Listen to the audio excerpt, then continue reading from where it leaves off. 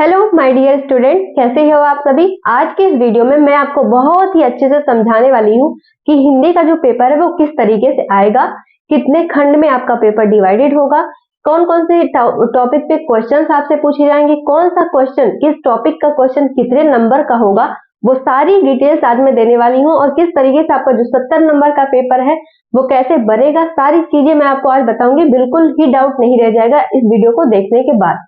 Board exam के पहले इस वीडियो को 2-3 बार अच्छे से देख लीजिएगा ताकि एक भी डाउट ना रहे आपको कि कौन सा पोर्शन कितने नंबर का है और आपको पेपर में परफॉर्म कैसे करना है। चलिए फिर स्टार्ट करते हैं। देखिए, सबसे पहले हमारा जो हिंदी का पेपर है वो कितने नंबर का आएगा, टोटल 70 नंबर का पेपर आएगा और प्लस हमारे 30 नंबर क्या होते हैं, प्रैक्टिकल के मिलते हैं। ये तो 30 भूल जाओ, इसमें हमें कोई टेंशन नहीं है, ठीक है। ये तो हमें स्कूल की तरफ से मिलेगा। बाकी जो ये 70 नंबर है, ये 70 नंबर का पेपर में हमें लड़ाई लड़नी है। असली लड़ाई हमारी 70 पे है। तो देखिए हमारा जो हिंदी का पेपर होगा बच्चों, वो 2 खंड में डिवाइडेड होगा, खंड आ और खंड बा। कितने खंडों में डिवाइडेड होगा, 2 खंडों में डिवाइडेड होगा, खंड आ और खंड बा। अब देखो, खंड आ में कितने सवाल होंगे, कुल 8 सवाल दिए जाएंगे खंड आ के अंदर। उसी तरीके से जैसे खंड आ में 8 सवाल है, उसी तरीके से खंड बा में कितने सवाल हैं, 10 सवाल है। खंड आ में जो है 8 सवाल, खंड बा में 10 सवाल। इतना समझ में आ गया आपको। हिंदी का पेपर टोटल 100 नंबर का बनेगा, जिसमें से 70 नंबर में आपको परफॉर्म करना है, बाकी 30 नंबर आपको स्कूल से दिए जाएंगे। ठीक है, इतना समझ गए। हिंदी का पेपर 2 खंड में डिवाइडेड होगा, खंड आ में 8 सवाल, खंड बा में 10 सवाल। चलिए अब खंड आ में देखते हैं कौन कौन से ऐसी चीजें हैं जो पूछी जाएंगी और कौन सी चीज कितने नंबर की पूछी जाएगी आपसे, है ना। चलिए देखिए, पहला नंबर देखिएगा, हिंदी गद्य के विकास का संक्षिप्त परिचय। ये आपको कुल 5 नंबर में पूछा जाएगा। कितने नंबर में पूछा जाएगा बच्चों, कुल 5 नंबर में ये पूछा जाएगा। अब दूसरा देखिए, हिंदी पद्य के विकास का संक्षिप्त परिचय, ये भी 5 नंबर का होगा। जिस तरीके से गद्य का संक्षिप्त परिचय 5 में होगा 5 नंबर में, उसी तरीके से पद्य का भी परिचय 5 नंबर में पूछा जाएगा आपसे। चलिए 2 चीज क्लियर हो गई। तीसरी चीज देखो, रस छंद अलंकार, इन तीनों चीजों से मिला करके आपसे रस 1 नंबर का, छंद 1 नंबर का, अलंकार 1 नंबर का, कुल मिला के तीनों ही 3 नंबर में पूछे जाएंगे। ओके। चौथा देखो, उपसर्ग, समास, तद्भव, पर्यायवाची, ये सभी चारों को मिलाकर के आपसे कुल मिलाकर के 3 नंबर में पूछा जाएगा। समझ आया। पांचवा देखिए, वाक्य का स्वरूप 1 नंबर में, वाच्य प्रयोग 1 नंबर में, पद परिचय, विकारी एवं अविकारी 1 नंबर में, और सर्वनाम, तद्भव, सर्वनाम, तत्युष्मद कितने नंबर में, 1 नंबर में। इस तरीके से अगर हम टोटल काउंट करते हैं तो कितने नंबर बने, 5 और 5 10, 10 और 3 13, 3 16, 17 18 19 20। मतलब जो खंड आ होगा बच्चों वो कितने नंबर का टोटल बन गया, 20 नंबर का बन गया हमारा। ठीक है, इतना चीजें समझ में आ गई आपको। और ये सभी कितने में होगा, बहुविकल्पी आएगा। ओके। चलिए अब हम समझते हैं कि हमारा जो खंड बा है, मेन हमारा फोकस है खंड बा पे।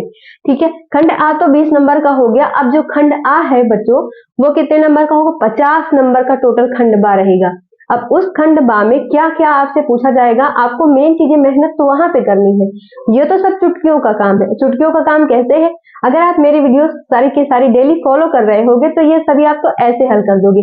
जितने बच्चे डेली देखते हैं मैं बहुत खुश हूँ, क्योंकि वो लोग का पेपर देखिए कितना बढ़िया जाने वाला है। अब चलो खंड बा में देखते हैं क्या क्या सवाल आपसे पूछे जाएंगे। तो चलिए अब हम बात करते हैं खंड बा में हमें किस तरीके से सवाल मिलेंगे। और मेन लड़ाई हमारी खंड बा पे रहेगी, क्योंकि ये मार्क्स गेनिंग वाला पोर्शन है, जहां पे आप ज्यादा से ज्यादा मार्क्स को जो है स्कोर कर सकते हो। ठीक है, तो चलिए देखिएगा, ध्यान से समझिएगा। खंड आ में कुल कितने प्रश्न थे, 8 प्रश्न थे। टोटल मिलाकर के खंड आ में कितने नंबर हमें मिल रहे थे, टोटल हमें 20 अंक मिल रहे थे। 70 में 20 अंक वहां से फाइनल हो गया, बच गया कौन, 50। अब खंड बा पे आ जाइए, तो खंड बा में जो है 10 टोटल 10 क्वेश्चन पूछे जाते हैं।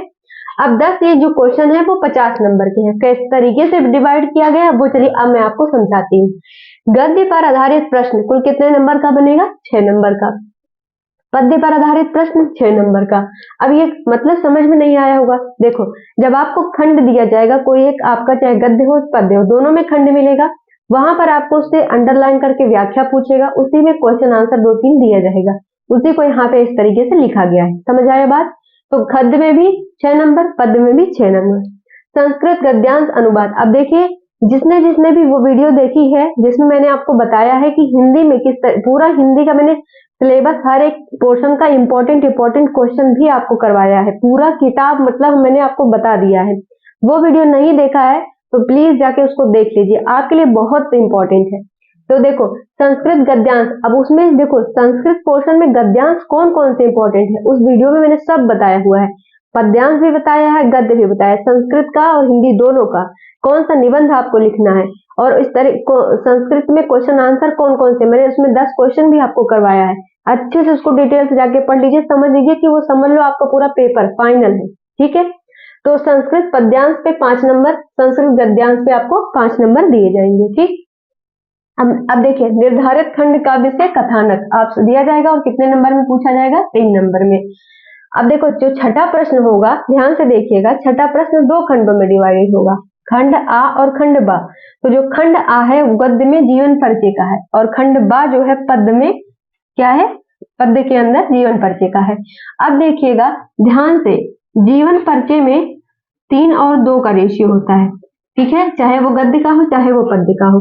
3 नंबर आपको मिलेंगे जब आप जीवन परिचय अच्छे से लिखोगे और 2 नंबर मिलेंगे जब आप उनकी रचनाएं लिखेंगे। जीवन परिचय कैसे लिखना है वो भी वीडियो आपके साथ मैंने अपलोड किया है यूट्यूब पे, जाके उसको भी देखिए। और मैंने जयशंकर प्रसाद का जीवन परिचय बहुत ही बेस्ट तरीके से लिखा है, आप चाहे तो उसको कॉपी कर सकते हैं, याद कर सकते हैं, बोर्ड में वही जाके छाप देना सीधे। अब देखो यहाँ पे रचनाओं का 2 नंबर मिलेगा, जीवन परिचय आप लिख के आएंगे, अगर रचना नहीं लिखेंगे तो 2 नंबर आपका कट जाएगा। ठीक, इसी तरीके से पद्य में भी है। अब देखो श्लोक अब आप लिखेंगे तो 2 नंबर, अब कौन सा श्लोक आपको याद करना है वो भी मैंने बताया हुआ है, वीडियो में जाके देख लीजिएगा। पत्र लेखन जब आप करेंगे तो वहां पे 4 नंबर, संस्कृत प्रश्नोत्तर यहाँ से 2 नंबर। अब आपको प्रश्न दिए रहेंगे उसमें से कोई 2 आपको करना रहेगा, 2 नंबर में रहेगा, एक एक नंबर का एक एक क्वेश्चन रहेगा, तो टोटल मतलब 2 नंबर। अब आ जाओ निबंध, निबंध यहाँ पे देखो सबसे ज्यादा नंबर का है, 7 नंबर का। अब निबंध हमें याद कौन सा करना है, बहुत सारे निबंध हमारे सिलेबस में है, पर याद कौन सा करना है वो भी जब एक जो वीडियो मैंने हिंदी वाला बनाया जिसमें गद्य पद्य संस्कृत श्लोक निबंध कितना जो जो आपको याद करना है सब डिटेल उसमें है, तो उसमें मैंने बताया हुआ है कि निबंध कौन सा आपको याद करना है। मैंने 4 निबंध उसमें बताए हैं, 4-5 निबंध, तो उन सभी को आप तैयार कर लोगे तो बहुत अच्छे से आपका पेपर होगा। तो पूरा डिटेल मुझे उम्मीद है कि आपको समझ आया होगा। वीडियो पसंद आए तो शेयर करिएगा और चैनल को सब्सक्राइब करिएगा। Thank you.